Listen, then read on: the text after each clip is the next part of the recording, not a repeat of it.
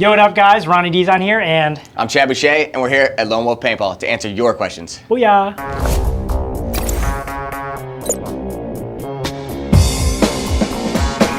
All right, yeah, we've got our Ask Us Anything on the Facebook group. Normally it'd be Tony and I behind the table, but we got Chad and Ronnie. Why would we not take advantage of these two pros to answer all the best questions from you?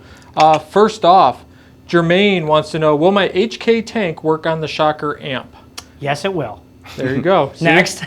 Mind blowing. Jermaine again wants to know, he's got a mini GS looking to upgrade. Should he get a Shocker amp, a GTEC 170R, or a Dye DSR? He should get a Shocker amp or a Lux. So, and why he says that is not just because they give us the best results in playing professional paintball, but it's actually, the Shocker is actually a cheaper version for, if you can't afford the Lux, then it's just as good of a gun, the quality-wise, and it's actually a cheaper buy. So yeah, it kind of works out both ways. If you have the money to spend it, buy the best gun on the planet. If you don't, it's understandable. Buy the second best gun on the planet. Yeah, legitimately.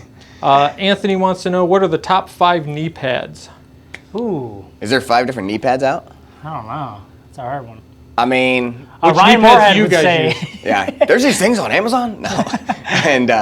No, and knee pads. That's a good one actually. So I mean, well, we have right now we're using the HK, the CTX pads, and they've done a good job by making sure that it's not just for the traditional rec ball player, because they do carry those as well. But with the CTX pads, the tournament player, how they made them are super comfortable. They're really reliable. They don't fall down on you. So I would obviously recommend that first. Yeah, I'd say the CTX pads, and then what I personally wear, I wear Nike tights. You can just get them on like any old eBay, and they're like tights with pads built in. So I use those because we're sponsored by Nike, and that's they fit really good, and they're good with like hot weather. They keep you dry. I guess third, maybe it'd be Carbon. Yeah. I'll throw it out there. They have a really good product. Good product. Yeah, I mean, they make a quality product, especially with the pants or whatever. They kind of were the first on the market a couple of years ago to wear the tights. Yeah, to come out with the full thing. So they did a good job with that. And then what's really after Pro DNA has the same thing. Yeah, they honestly Travis and those guys, they make a really good product with their pads actually, and I think you can actually customize their pads. I'm pretty sure, yeah. That's pretty cool. With them, so I'll throw them out there with that, and then that's 4. Yeah. Is there another one really? We like the Hydra ones here at Lone Wolf. We've been starting to rock those a little bit. Oh yeah, Hydra. I know some of the guys from Paintball AC Fit. Dallas, Yeah, Paintball Fit. Those guys yeah. rock the Hydra ones. I haven't tried them personally, but So I believe Seattle Thunder wears those too. Oh, well, works out. Yeah, some pro teams wear whatever they whatever you take. It works out. Yeah. Jacob wants to know, what barrel kit would you recommend me use for a DPG3? Because I really don't know much about the barrel. I would use a Freak XL barrel kit, and I'm not kidding you. When I went from a normal Freak to a Freak XL in 2017, I really saw the difference in the shot. And what he means by the difference is not just the shot, but it's actually helps with the efficiency of the gun being more air efficient. It's a bigger insert for the barrel. Yeah, to be able to switch your inserts on the fly, which is super important in tournament paintball. But as a divisional player, you're going out there, you're buying a case of paint, and you need to make your gun shoot as much paint as possible, and like you said, be efficient. So having your bore match to the paint that you have, I mean, you can't just do that with a normal 1 or 2 barrel kit piece. Yeah. Yeah. All right, Nova wants to know, my friend uses a regular 9-volt battery. He says he likes it better than a rechargeable one. He can buy 2 for $30, blah, blah, blah. So are you guys for rechargeables or for standard throwaways when you're done with it? For batteries for your guns? For guns, hoppers, pretty much any of it. Yeah, I mean, it's obviously it becomes expensive, paintball is an expensive sport. So yeah, if you can do things to save money on your batteries especially, then yeah, I mean, I'd recommend rechargeable batteries. I remember back in the day when we used to use the Halos, they used to have 6 6 AA batteries on both sides in the front. So I used to get rechargeable. And it would batteries. use it 1 or 2 times, and sometimes it'd be whoop, done. Yeah. So yeah, if you can recharge them, that gets expensive. So yeah, I would definitely recommend that. Yeah. So I think probably the bigger thing is just make sure your batteries are always charged before you start your day. 100%. All right, Adrian wants to know about doing a review on the amp, adjusting the trigger. We'll get to you in a future video. That's from a different video. Brian wants to know best goggle under or around $60 for rec ball use. Ooh. For $60? Yep, 60 or under. I don't know what the price of the KLR dropped to, but I definitely recommend that because it is going to be now obviously the cheaper version of HK's goggle. Yeah. I don't know if it'll be $60, but if you can save up a little more. And yeah, I think they're around 80 or so. Yeah. Yeah. So you just save your pennies for one more weekend. And you should be able to afford one. Exactly. That's good advice. Just go to lonemolfpaintball.com and just get yourself. They Right got there. filters. You can figure out your best situation. We got financing too, so if Oh, you there don't you have go. it all now, Yeah. Financing. 6 months same as cash. If you want financing, go to lonemolpaintball.com. Booyah! Chase wants to know what are the most air efficient markers on the market. Oh, well, Chase. It just so happens they just came out with a new gun called the TM40. It has a toolless conversion to mechanical. It has a redesigned bolt for mech compatibility, and I'm actually just reading a board behind me back here. No, honestly, for me personally, I've been shooting the TM40 and I play the front. I could shoot 7 or 8 pods on a 68, if not more. And I can get, I believe we calculated it's like 12, 13 pods on an 80 45. So, that's obviously really nice. We don't know how much paint you can actually carry on your back.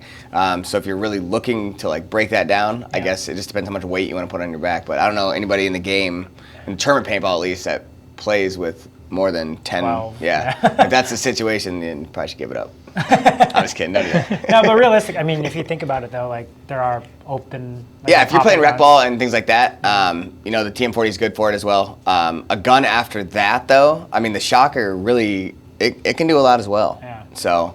Decent amount. Yeah. Yeah.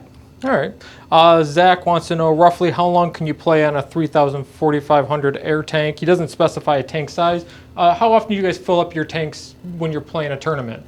Is it every single point? Every single point. Every single point we run it, and because you don't want to put yourself in the position not to have enough air, right? Yeah. So and a lot of times people win because they're prepared more. So if you're prepared more, then you have a better opportunity. What kind of marker to win. did he have? He doesn't specify. Yeah. He sounds like he's upgrading. He used to shoot CO2, and it's his buddy's backyard. Yeah. Okay, yeah. So, a 3,000 fill will get you 5 pods and a hopper on most guns. 5, 6 pods and a hopper on most. And if it doesn't, get a freak XL. More air efficient. Shameless plug. It's like your sponsor. Or something. Yeah, right. James wants to know what upgrade should he get for his Empire Mini GS. So we'll just say, what would be the first thing for any marker, right? When you're looking to take it to that next step, what would you recommend as an upgrade option for people? A lot of times, people don't realize that, having a good loader helps out, because if you don't have a fast enough gun or fast enough loader, how's the gun supposed to even keep up? But the barrel is obviously, it's really helpful to have a good barrel, because that's obviously pointing and shooting is very key in this game. Yeah. And then a lot of times people also do upgrades that make things lighter. So there's lighter tanks out there, so then people can be how they adjust with their bodies and things like that. So I would say the first thing I would do is probably change the barrel. If I was to go and click on it, and then maybe depending on the loader that I was using, and then maybe the trigger. Yeah, you could do the trigger as well. It just depends. So because I've had different triggers where I would run and shoot with it, and then I'd switch to a different trigger, and it'd be way different. You can run and shoot? Sometimes. Get it on the books. Jermaine, wow, this guy's popping up a lot, wants to know what's better, one-piece barrel, the CP barrel, or Empire Driver X. Let's just simplify that. What's better to you guys, a one-piece barrel or two-piece barrel? Oh. Because I was actually debating about that before. The Freak XL carbon barrel is all one piece. They don't make a two-piece now, right? Yeah. That's two-piece technically. That's 3-piece technically. Is it? Yeah. Oh. Okay, well, there goes mine out the window. Honestly, a one-piece, because it's a full control bore all the way through, yeah. you'd think, but then we shoot these inserted ones, and they shoot great. Yeah. I'm just going to go ahead and say it again. I'm going to say two-piece. Yeah, two-piece. I say go to the field and try them out and see what works best for you. Two-piece. I understand the concept between the one-piece, but like I said, we've got these barrels now that they've just took it to another level, so it works out. Really? John wants to know TM40 Lux versus the PE LV 1.6 or a CS2, and why. Can you say that again? John wants to know which would you prefer between a TM40, a PE LV 1.6, or a CS2. So he wants to know to get the best gun on the planet? Yeah, or not. Yeah, it's really simple. Best gun on the planet. It just says it right there. TM40. It works out. There you go. TM40 It's not like we're biased or anything. No. Yeah, of course we not. haven't been shooting that gun for like 10 years and we love it. So, we won Noah championships wants with to it. know about the Empire Defender. We'll do a video on that in the future. Ronnie, I know you wear contacts. Do either one of you guys ever wear glasses? So this is actually a funny story. In 2010, I got LASIK eye surgery, but I didn't realize that I did how bad I needed glasses until after I got the surgery, and it changed my shot. I could see paint coming out of barrels. So yeah, I was supposed to wear glasses and I didn't, and I used to wear glasses when I played, and I had a little fan in my goggle that I would turn on. I Jimmy rigged one of those Extreme Rage fans. R2D2 over here. Yeah, I had one of those Extreme Rage goggles with the fan in it, the nice thing was when it rained, I would turn it on, you hear a little, and everybody would be like, I can't see anything, I'm fogging. I'm like, I'm not. So. Well, so the point was Douglas wants to know what's the best mask if you're a glasses wearer. You guys know any players that wear glasses when they're in tournaments? What are they using? I'll be honest, when I was younger, I used to wear the profilers with glasses, like the V-Force ones. But I guess I haven't tried the SLRs or the KLRs with glasses on yet.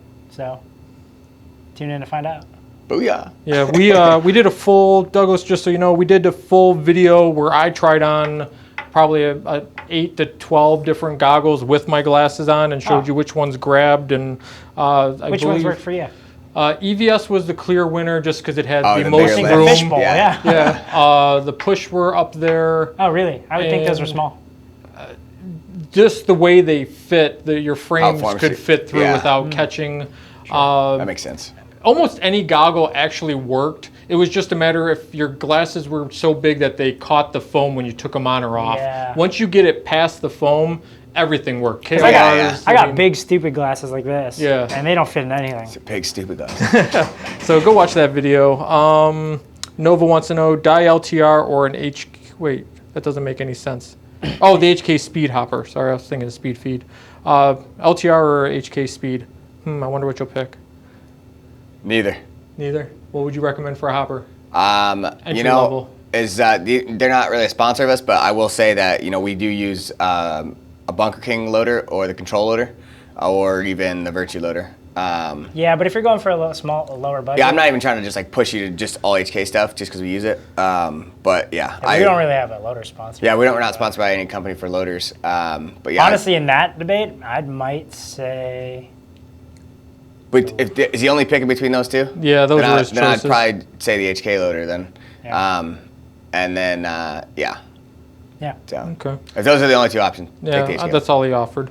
Bill wants to know, will the DIR2 internals fit in an LTR? I don't believe so. They're very similar, but the shells are slightly contoured differently.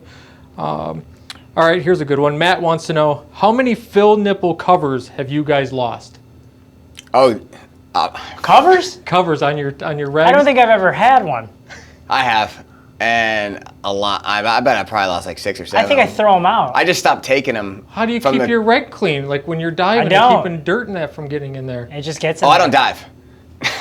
You don't dive, and you always have a backup reg. Yeah, you saw. Yeah. You get to check the gear bag video out.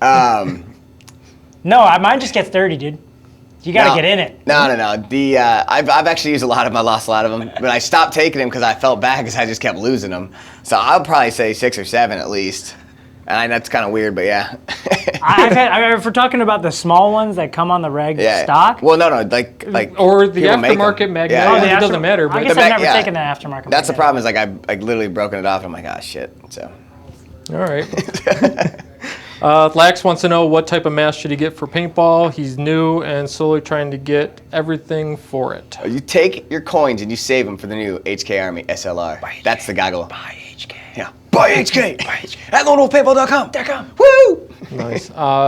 John's got 3 questions here. All right, John, hit us with it. All right, John, first here. one is, what barrel kit should he get for his Etha 2? Oh, that's easy. It's a Freak XL. Booyah. What's the best lens to be used at night when paintballing when the there's Freak not XL. much light? The best lens? Yeah, like what kind of lens? Clear should- lens. Clear, baby. Yeah, you got to be able to see. Clear, And maybe I'm yellow. scared of the dark, so I don't know if I'd recommend playing in the dark. But if you can, and you have that ability or that Clear opportunity. lens, tracer rounds, monolithic suppressor. Yeah, 8-time scope too. This last one you may or may not know. He's curious on what PSI he should use for an ETHA 2. He wants to know if you should take out shims or not out of his reg. Do you guys even mess with that? That's beyond my knowledge. You could ask him. So I don't recommend him just doing it without a professional doing it, because if you mess it up, you could really hurt yourself. So I'm not going to give you an answer because I don't know. There you go. Take it to your local field, local pro shop, have them adjust or do it for you. How about you give Caesar a call at lonewolfpaintball.com and he'll let you know. There you go. He'll let you know how much it'll cost. Yeah, and then he'll bring you a cannoli. Babe, cannolis. Adrian wants to know, can I bleed my air tank on a shocker amp, and how? How do you guys bleed your tanks at the end of a game? Oh, for taking off the regs and stuff? Yeah. I'll whip it at the ground until it blows up. That is not true. I'm just kidding. Do not try that at home. No, we just, I take out the bolt of my gun, and I just literally just let it go for a minute, and then it drains out, and then... Since we don't have macro line anymore, because you used to bleed it with the macro line. Yeah. Just bleed it, spray it everywhere, it'd be all good. But no, I just take the bolt out, and then turn it on, turn the air on, lets it bleed out, and then take the reg off. My buddy used to carry, or maybe he still does. You have friends? Sometimes. Perfect. He has like an ASA, like an on and off, that he would keep in his bag. Yeah, just to bleed it, Just to bleed it. Yep. So that's a smart thing to do. You always keep a friend with an autococker around, and you're there good. You go. Oh, there you go. Yeah. Jonathan, are we hosting any big games or scenarios at the field yet? Keep posted on the website. They'll all be at our Metamora field. Kyle.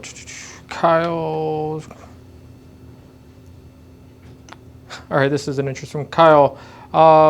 He has an Empire Axe 2 and an Empire Halo 2. Question is, time to time my hopper will jam up or not auto feed, so then I have to tap the side or shake it. My question is it common for the auto feed, or am I messing up somewhere? You ever have a situation where your hopper's not feeding properly into the gun? Yeah, I mean, paint does, like, it swells depending on the weather or where you're at, say if you're playing in the rain or whatever it may be. I would say, that's going to happen time to time. Nothing is actually perfect, and that's just kind of the game we play. But, yeah, I mean, if you got to tap it, you got to tap it. Yeah. So we get it. Depending on the quality of paint you have, that really changes, especially in some of those loaders. Yeah. And a lot of times, like, even with the loaders that we use, they have force feed buttons on them. So if something does get jammed, instead of cracking it and then taking that opportunity, or even, like, taking your focus, you can just hit the button. It'll, a lot of times, do that. So maybe upgrade the loader. Upgrade the loader, or, manage your paint by, like, keeping it cool, because once it gets a little bit warm, that stuff will get real sticky and real squishy, and that's when it jams. There you go. Paint management. Vincent wants to know best mask for somebody that has a longer face. I'm just going to speed through this because the SLR is longer than the KLR was. It's right here. So this is the goggle you want. There you go. Any goggle questions? This is it. Right here. I put it on, but Devin wants to know the differences between a poppet and a spool. For a bolt? Poppet and spool valve. Yep. Go ahead. Knowledgeable enough to know why one's better than the other, or which one you prefer over the other? I mean, with the Lux, it's just, I don't know. Is it on there? No, I don't even know. So a poppet gun's more, technically in terms, more efficient than a spool, but some of these newer spool valves have been. Yeah, they're ripping. They're ripping. Yeah. Just buy a TM40. Yeah. Any of these guns nowadays are going to be able to compete. Yeah. And call Caesar if you have any gun questions, because we're clearly not guys. I Suggestions. got a check for that. His name is Michael Tarzan from DLX. You go, the TM40's great. Nice. Fred wants to know how to get a POPs ASA and a regulator for a M170R mech frame. You buy one, Fred. You purchase that, Fred. That's how you get it. Anthony, the World Wide Web. He's an XL shirt, size 36 waist. What size jersey and pants should he get? Most of them have size charts. You have to do a little reading on your own. Yeah, I'm a size 30 waist and I wear an XL, so that's all personal preference. Yeah, it's personal preference. Yeah. If you want a nice tight jersey, you get a medium one. If you want that European cut, get yourself a tighter jersey. Or buy one of mine if you're a bigger guy, so it'll be tight for European cut right here. He's selling them. We've touched on a lot of these. Sorry, I'm just trying to speed through these. Booyah. Well, we might be wrapping this up. Where can people find you guys on the internets? Oh, the World Wide Web? You can find Ronnie Dizon on Instagram at... Well, you can say it. Ronnie Dizon. No, it's RonDon Dizon, damn it. And you can find him on Instagram at the Leper King. No, that's not true either. Oh, sorry. It's YaYa Bouchez. But if you look up the Leper King and you see me, just click on my name. Click on my face. That's our Give me a Instagrams. follow. I got a YouTube channel, youtube.com/. Dizon Dogs. It's Ronnie Dizon. It's not Dizon Dogs. I got a Twitch channel too. It's twitch.tv/ YaYa, Bouchez, plug it in. Let's go. RonDon Dizon. All right, there we go. Thanks to Ronnie and Chad for coming out to Lone Wolf today, answering your questions. Peace out. Next time, come with some stronger ones, guys, because, you know, some of this was Cocktails, weak. babe. We've talked about it. All right. Have a good one. LonePaintball.com. Follow, like, subscribe. See ya. That was fun.